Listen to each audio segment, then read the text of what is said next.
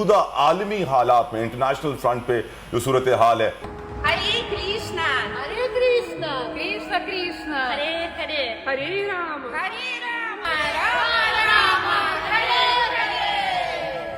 जिसका हमें डर है कि ये चीज़ें मगरिब में अब मज़ीद होंगी, मुसलमानों के ख़िलाफ़ जो नफ़रत है वो बढ़ेगी। उसके पीछे ऑब्वियसली मुसलमानों के कुछ रवैये हैं जिनको बदलने की ज़रूरत है। भाई आप 1.5 बिलियन है मगर आपके पास कोई ख़ास यूनिटी तो है ही नहीं, स्ट्रेंथ तो कोई ख़ास नहीं है। हम बात करें 35 to 36 कंट्रीज ने पहले इंडियंस के लिए वीज़ा फ्री एंट्री कर दी थी। अब इटली की पीएम ने इंडिया के बच्चों को एक वो गिफ्ट दिया है, वो ये है कि उन्होंने कहा है कि जो बच्चे यहाँ पढ़ने आए हुए हैं ना, वो यहाँ पर पूरा 1 साल ऐसे ही रह सकते हैं। पाकिस्तान ने 3 जंगें लड़ी हैं और 3 जंगों में नुकसान उठाने के अलावा कुछ नहीं किया, और बस हमें अब चाहिए कि हिंदुस्तान के साथ सुलहजुई का रास्ता अख्तियार करें।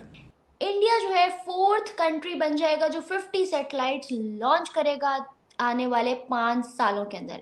ISRO plans to launch 50 satellites for intelligence gathering. हमारे मुल्क को पता नहीं किसकी नजर लग गई, हमारे हमसाए चांद पर पहुंच गए। दुनिया को कहते हैं कि आटा नहीं, वो कहते हैं एटम बम। खाओ है ना तुम लोगों के पास। इंटेलेक्चुअल्स हैं, आलिम दीन हैं, उनको कुछ होश के नाखून लेने पड़ेंगे और अपनी आवाम की जहन साजी करनी पड़ेगी। नमस्ते दोस्तों, जय हिंद। हिंदुस्तान स्पेशल में आपका स्वागत है। दोस्तों, यूरोप के प्रवेश द्वार इटली में भारतीयों के लिए दरवाजे खुल गए हैं। भारत और इटली ने हाल ही में प्रवासन और मोबिलिटी समझौता किया है। भारतीय कैबिनेट ने बुधवार को इस समझौते को मंजूरी दे दी है। इटली के साथ हुए इस समझौते में यहां द्विपक्षीय समझौते मजबूत हो गए, वहीं अवैध तरीके से होने वाले प्रवासन पर भी रोक लगेगी।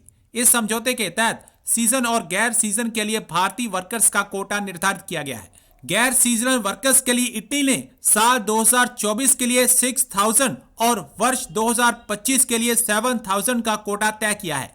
इस समझौते से भारतीय स्टूडेंट्स को भी बड़ा फायदा होने जा रहा है। गैर सीजनल वर्कर्स के लिए कुल रिजर्व कोटा 12,000 तय किया गया है, वहीं सीजनल वर्कर्स के लिए कुल कोटा 8,000 का तय किया गया है। भारतीय छात्र जो अपनी स्टडी या वोकेशनल ट्रेनिंग के बाद कुछ समय के लिए प्रोफेशनल ट्रेनिंग हासिल करना चाहते हैं, यह समझौता उन्हें 12 महीने तक वहां रहने की अनुमति देता है। अब पाकिस्तानी मीडिया ये चर्चा कर रहा है कि देखो कैसे भारतीयों को वेलकम किया जा रहा है और हमें यूरोप से बाहर फेंका जा रहा है। जिसका हमें डर है कि ये चीज़ें मगरिब में अब मज़ीद होंगी, मुसलमानों के ख़िलाफ़ जो नफ़रत है वो बढ़ेगी। उसके पीछे ऑब्वियसली मुसलमानों के कुछ रवैये हैं जिनको बदलने की ज़रूरत है, लेकिन जो मुसलमानों के जो लीडर्स हैं, जो आलिम दीन हैं, वो इसमें बजाय इसके कि अपनी आवाम की सोच को आगे लेके जाएं, बल्कि उनको उभार रहे हैं, भड़का रहे हैं, जिसकी वजह से हम मुसलमानों के जो डायस्पोरा है, जो मगरबी मुल्कों में रहता है, और जो लोकल पॉपुलेशन है, उनके साथ क्लैश की तरफ बढ़ रहे हैं। इसराइल और फ़लस्तीन का भी इशू हुआ है, उसके ऊपर पूरी दुनिया में मुसलमानों ने खूब इस बात को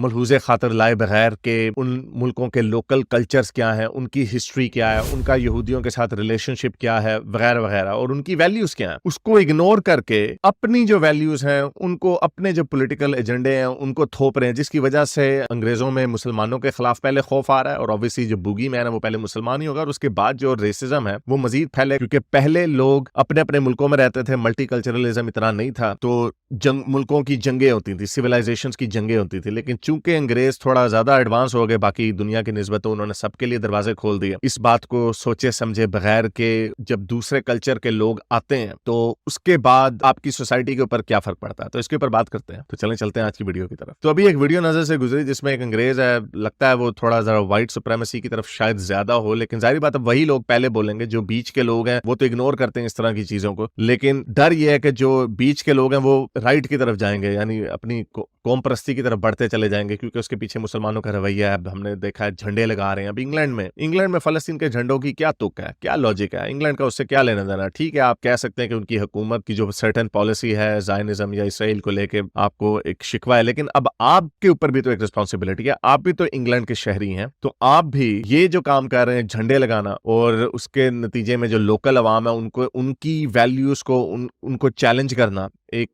गैर सियासी तरीके से। ठीक है, आपने अपने एहतजाज किए हैं, प्रोटेस्ट किए हैं, अपनी सोच दिखाई है कि इंग्लैंड और इन मुल्कों में एक मुसलमानों की पॉपुलेशन है जो इन मुल्कों की इसराइल की तरफ पॉलिसी वो उससे खुश नहीं है। आपने वो कर दिया है, ठीक है, लेकिन उसमें आपका भी दोहरा मेयार नजर आता है कि आप हमास को क्रिटिसाइज उस तरह नहीं करते जिस तरह आप इसराइल को क्रिटिसाइज कर रहे हैं। तो एक बैलेंस की जरूरत है। लेकिन चले, तो अब झंडे लहरा रहे हैं, उनके मॉन्यूमेंट्स को तबाह कर रहे हैं, डेसिक्रेट कर रहे हैं, तो इसका कोई ना कोई रिएक्शन निकलेगा जरूर। अभी उस तरह नहीं निकल रहा रिएक्शन, लेकिन निकलेगा जरूर। हम बात करें 35 to 36 कंट्रीज ने पहले इंडियंस के लिए वीजा फ्री एंट्री कर दी थी। अब इटली की पीएम ने इंडिया के बच्चों को एक वो गिफ्ट दिया है। वो ये है, उन्होंने कहा है कि जो बच्चे यहाँ पढ़ने आए हुए हैं ना, वो यहाँ पर पूरा 1 साल ऐसे ही रह सकते हैं, कोई वो नहीं करना पड़ेगा, 1 साल पूरा वैसे ही रह सकते हैं।